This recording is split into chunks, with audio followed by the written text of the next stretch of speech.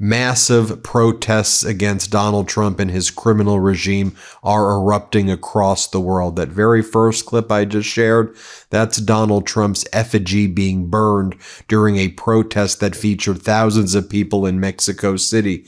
In the second clip that was played shortly thereafter were thousands of protesters, could even be tens of thousands of protesters at Powderhorn Park in Minneapolis, protesting Donald Trump's Gestapo, his ICE and Border Patrol, occupying Minneapolis and their cold-blooded murder of Renee Nicole Good. Say her name.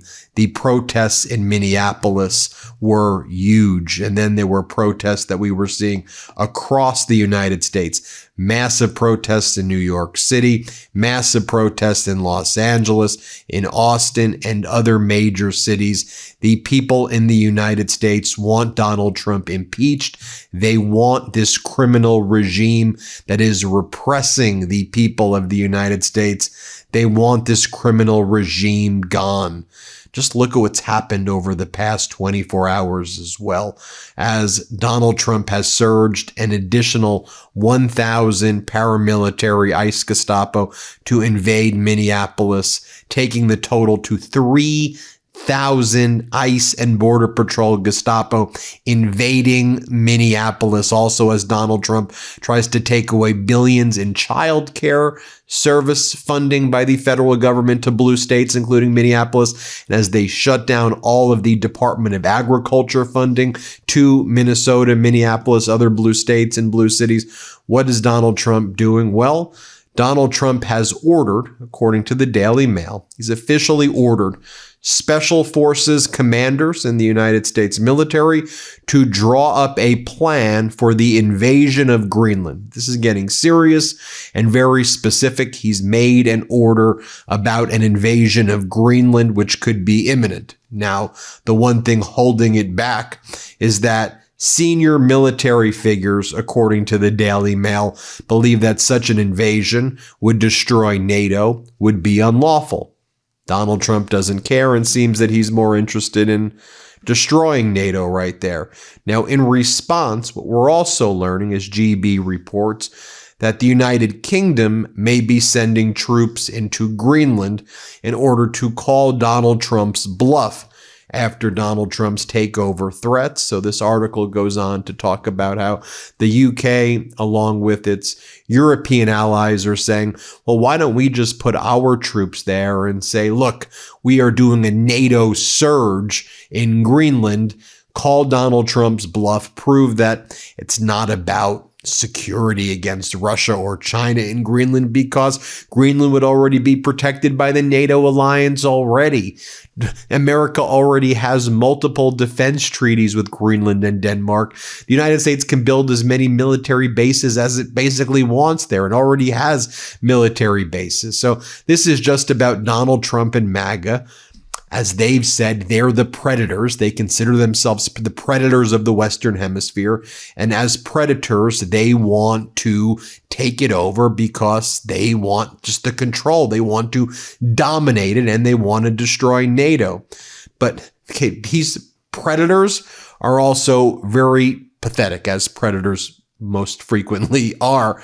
Because one of the things that, again, has taken place in the past 24 hours, now the United States Embassy to Venezuela, through the United States State Department, is urging all American citizens immediately leave Venezuela. This is how it's being reported on state regime media on Fox. U.S. warns Americans to leave Venezuela immediately as armed militias set up roadblocks. Armed militias in Venezuela, known as colectivos, are reportedly setting up roadblocks to search vehicles for evidence of U.S. citizenship. But I'm confused, state regime media.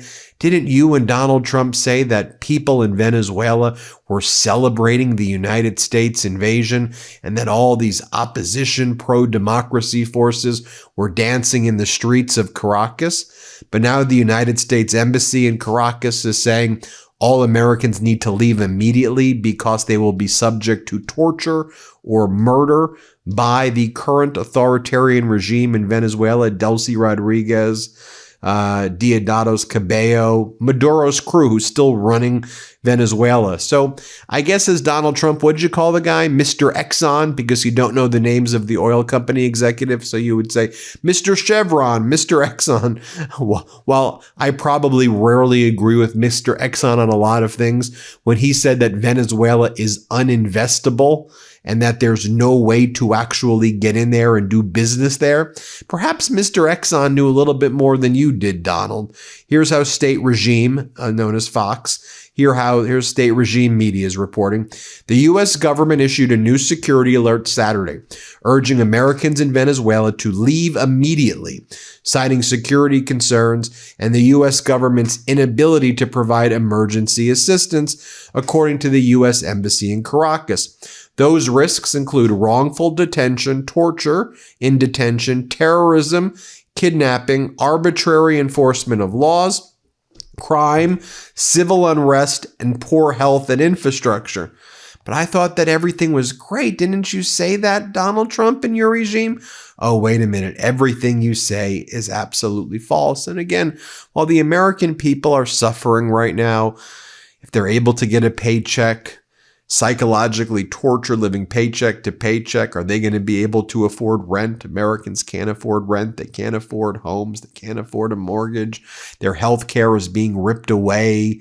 The Affordable Care Act subsidies were not extended by MAGA. They've blocked it, even though there was a bipartisan vote in the House to extend the Affordable Care Act subsidies. Trump and the MAGAs in the Senate are still blocking it right now. And so people lost their Obamacare plans, their Affordable Care Act plans that have kept them alive. But folks, the Trump regime's priorities are, let's take a look what they've talked about in the past 24 hours.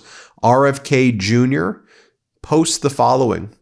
Reports coming out of Germany show the government sidelining patient autonomy and limiting people's abilities to act on their own convictions when they face medical decisions. That is why Friday I sent a letter to Germany's Federal Minister of Health. Dude, who are you, RFK Jr.? You're the worst health. You're like the anti-health person, the worst health and human services person in the United States history. Why do you care about Germany?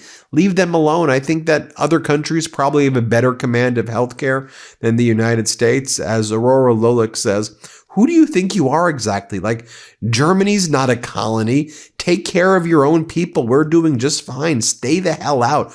All of these Trump regime people, all of them are freaking predators, one after the other. Now, with all of this going on, as protests are erupting across the United States and across the world, that first one you saw was the protest in Mexico City, again, where that doll of Trump was being burned his effigy was being burned. You also have the Trump White House, the official White House account, making posts like this. A photo of an ICE officer shooting a black man in the face with some sort of non-lethal gas rounds, which could be lethal. I just want to be clear. They're called non-lethal. They could kill people. Shooting somebody in the face with gas and noxious substances. And this is what the White House says. Stand with ICE, stand with law enforcement. And so they're showing, I mean, just look at this. As Aaron Rupar writes, why is this Trump thug brandishing his gun like this? I mean, again, you have these Gestapo who are approaching people who are engaged in their First Amendment rights of peaceful protests because ICE has invaded their peaceful cities and is harassing and terrorizing people. And they're shooting them in the face. I mean, they killed Renee Nicole Good, and they're shooting other people in the face. Then they're promoting that as stand with ICE. Well, all this is taking place as well over the weekend. Kristi Noem, who's a terrorist, Kristi Noem and Todd Lyons, he's the acting head of ICE, they published a memo that was just made public. And according to this new memo that was just made public, they say that as long as they use funds from what Donald Trump refers to as his one big beautiful bill, which I refer to as the disastrous bill, the one that destroyed people's Medicaid and health care and was tax cuts for the billionaires. So the position that the Trump regime is taking is that if they use funding from the one big beautiful bill, I hate that name, I'm just telling you what their argument is, to in any way fund an ICE detention center, they can ignore a federal judge's order that requires ICE to allow members of Congress access to the detention facilities, because under existing law, members of Congress have an absolute right to visit detention centers without notice. They're members of Congress. They're able to look at it. The Trump regime was preventing them from doing this. A federal judge ordered the Trump regime. The law says that members of Congress can go inside these detention facilities. And now the position by ICE and Kristi Noem and Border Patrol and all of them is no, we're not letting the members of Congress in because of the protests in Minneapolis. And now that we're funding some of these facilities with money from the disastrous budget bill, which they call the one big beautiful bill, that allows us to not comply with the judge's order that says you have to let the members of Congress in. And this is the regime that calls themselves transparent. I mean, they are hiding torture in these detention centers are concentration camps. You get that, right? They are torturing human beings in these detention centers. A lot of them are privately funded and are private businesses making a ton of money. Trump's right-wing oligarch friends, they own a lot of these detention facilities, but there's torture taking place in them. Why else do they not want to allow the members of Congress to visit? Because the people are being starved in these detention centers. They don't have showers or toilets, and they're being shoved into rooms like animals shouldn't be treated this way. That's what's going on behind the scenes there, and it's absolutely, absolutely disgusting. I want to also mention Iran.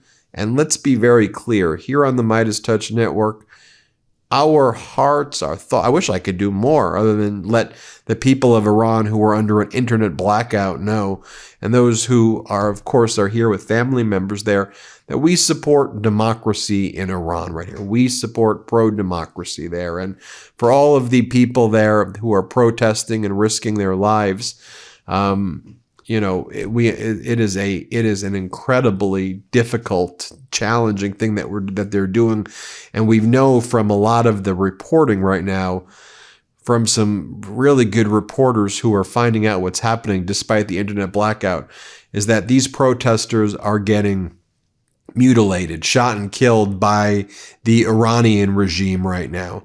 And there's just a lot of mixed messages coming out from Donald Trump. It's like he wants to take credit. So he's making posts saying, this is what freedom looks like. If you shoot the protesters, we're going to go to war. We're going to send boots on the ground. America's locked and loaded and ready to go. And then he says we know that there are lots of people who have died. And then Donald Trump's now like, they died because of stampedes. That's why they're dying, because of the stampedes. Well, you've threatened now that you were going to go to war. So are you going to do another? Because you've now created that situation, Donald, where you said you're going to war. So now is America going to war with Iran? Because that was what your threat was. If they kill the protesters, they're killing the protesters. So now what? So now you go to war with Greenland. You go to war with Iran. You go to war with Venezuela, which you call a legal operation, which is ridiculous.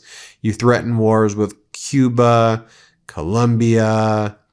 You threaten to bomb Mexico, and that's why they're protesting there. I mean, what the hell? The hell is even going on right now? But despite the fact that, the facts about what's happening in Venezuela, I shared with you. You read what the State Department said, but Donald Trump's like, Venezuela is doing great right now. I mean, what are our social media posts? I love the Venezuela people. I'm already making Venezuela rich and safe again. Congratulations, and thank you to all those people who are making this possible. It's not safe, and it's not rich. Look, we all agree Maduro's a bad guy, and a really bad guy, and he was illegitimate. He lost the election to Maria Corina Machado's pick, Edmundo Gonzalez. That's the reality of what happened. And Maduro's a bad guy. But the question is should there have been an invasion of Venezuela, regime change, where now you are not supporting the pro-democracy forces, you're still supporting the authoritarian regime, Delcy Rodriguez and Diosdado Cabello from the Maduro regime. There's massive repression, uninvestable, as Mr. Exxon said. The American people should, through their representatives, should vote. I mean, that's what war powers is all about. You don't have the authority to do this without Congress. I mean, what are we doing here, folks? So that's what's taking place. We'll keep you posted every step of the way. Hit subscribe. Help us get to 6 million subscribers. And thank you so much for watching. Thanks for watching. Be sure to add the MeidasTouch podcast on Apple Podcasts, Spotify, or wherever you get your podcasts for new updates every single day.